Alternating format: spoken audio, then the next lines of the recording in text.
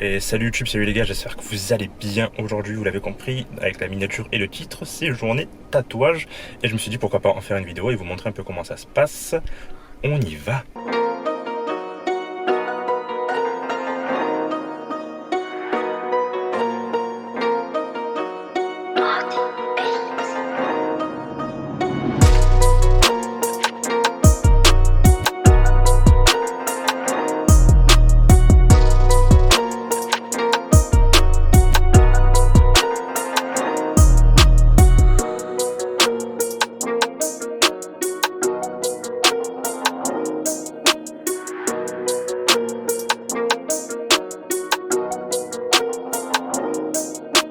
Je vous présente Maxime, le célèbre tatoueur, aka l'artiste, aka Maxime Momoa. Présente-toi. On m'appelle aussi AK47. Je m'appelle Maxime, j'ai 33 ans bientôt. Je fais du tatouage depuis maintenant 6 ans. Pourquoi as-tu décidé de faire tatoueur? En fait parce que avant tout je suis une grosse feignasse Ouais. et j'avais pas tellement envie de trouver un vrai boulot. Donc en fait ce qui s'est passé c'est que pendant mon cursus scolaire j'ai fait une licence de... Enfin une licence. J'ai fait des études de communication visuelle pour être graphiste, pour ceux qui savent.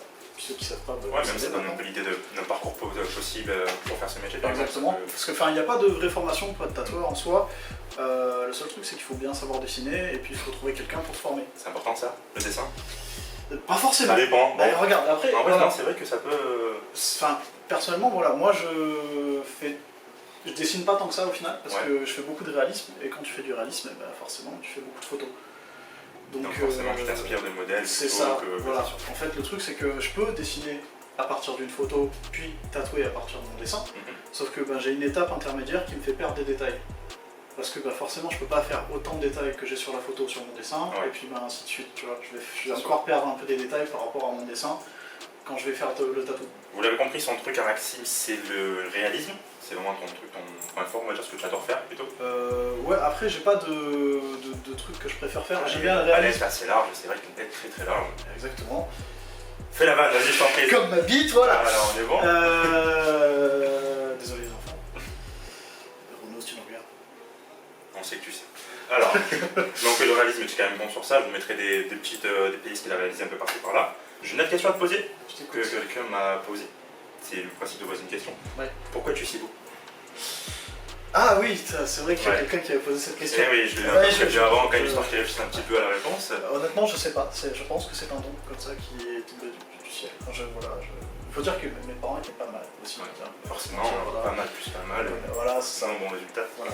Ça se comprend. Et peut-être une petite dernière question, comment ça se passe si quelqu'un fait un tatouage par exemple? Quelles sont les étapes? Comment ça se décompose? Alors avant tout, quand quelqu'un veut faire un tatouage, la première étape c'est de faire des recherches, histoire de savoir un petit peu ce qu'il veut faire, comment il veut le faire, le style dans lequel il veut le faire, tout ça, histoire que la personne se fasse une idée et fasse un petit peu le tri dans ce qui est faisable ou pas. Ensuite, avec ses photos, elle vient nous voir. Nous on regarde avec elle directement ce qui est faisable ou pas, encore une fois, mais avec un œil professionnel déjà.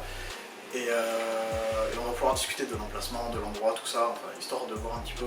Parce qu'il y a des choses qui évidemment se font pas, c'est-à-dire c'est un Vador là, c'est pas possible, il faut quand même être conscient de... Voilà, alors c'est possible techniquement, mais le truc c'est que ça vieillit mal après. Donc, voilà.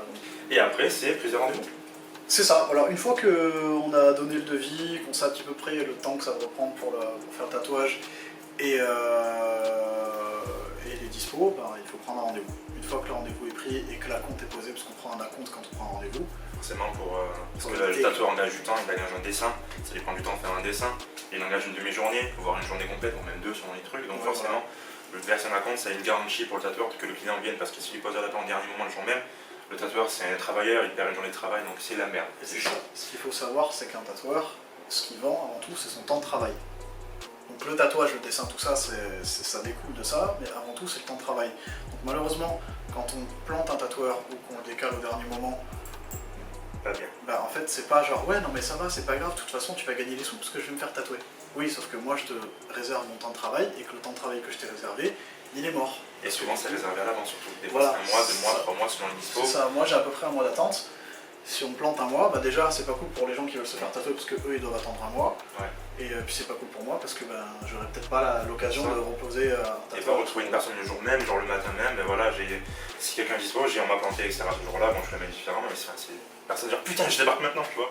C'est en général, vu que le dessin ça se prépare, à part si c'est un flash. Alors il y en a, Voilà. Après l'avantage du réalisme, c'est que bah, effectivement, ouais, je veux un portrait. Bouge pas. Hop, ça, Paul, ouais, et on c'est y va. parti. C'est sûr. Après, c'est un truc plus poussé, original, on va dire, c'est plus compliqué. Bah, voilà, à tu faire vois, dans la genre, dans ton cas par exemple, tu me dis ouais, tatoue-moi demain, je vais faire. C'est chaud. Enfin bon, après en vrai, je fais toujours le dessin à la veille pour le Oui, lendemain, c'est sa marque de fabrique. c'est son qu'il fait signature move, tu C'est sais. ça, il fait le dessin, mais pile avant le tatouage, le bidet comme on dit. Mais ça va, on est toujours content, donc moi ça me va. Du coup, on va se faire tatouer parce qu'on est là pour ça, quand même. Qu'est-ce qu'on pense? Et moi, je vais vous montrer vite fait. C'était pas pour faire un film porno? Merde, je m'étais habillé à quel moment? Ah merde, j'avais changé de slip. Rhabille-toi, Maxime, j'ai dit. Ah mais merde. Et donc ça s'appelle comment? Ça? De quoi ça? Ce que tu m'as posé sur le bras, c'est pas un vrai tatouage pour l'instant? C'est un transfert ou un stencil? Un stencil, c'est tu veux savoir. Se retrouver de suite.